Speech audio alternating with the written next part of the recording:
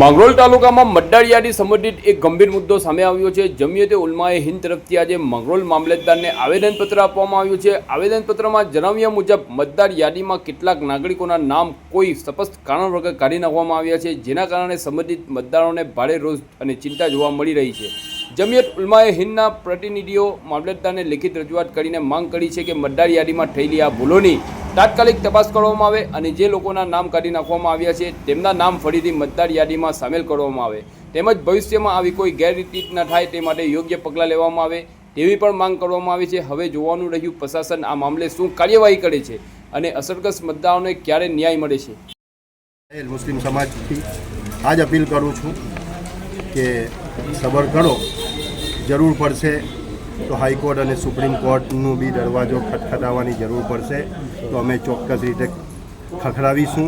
અને એ વાત કરી છે અમે કે અમારા પૂર્વજોએ, અમારા બુઝુર્ગો આ દેશમાં લગભગ પાછલા 11 સદીઓથી 1100 વર્ષથી રહેતા ચાલ્યા આવ્યા છે અને જ્યારે આ દેશને જાન અને માલની કુરબાનીની જરૂરત પડી અને દેશની આઝાદીની ચળવળ ચાલી ત્યારે અમારા પુરખાઓ સાના બસાના સરબકફ કફન બરદોશ થઈ मैदाનમાં उतरा અને પોતાની બલિયો આપી।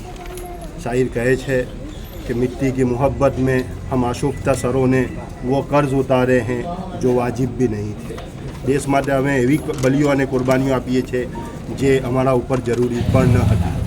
માટે અમારા સાથે અને ચોક્કસ સમાજને ટાર્ગેટ કરીને અન્યાય ન કરવામાં આવે એવી આશા અને અપેક્ષા છે। અને આજે એકત્ર થયેલ તમામ મુસ્લિમ સમાજનો मैं हार्दिक पूर्वक शुक्र अदा करूँ छूँ। जज़ाकल्लाह।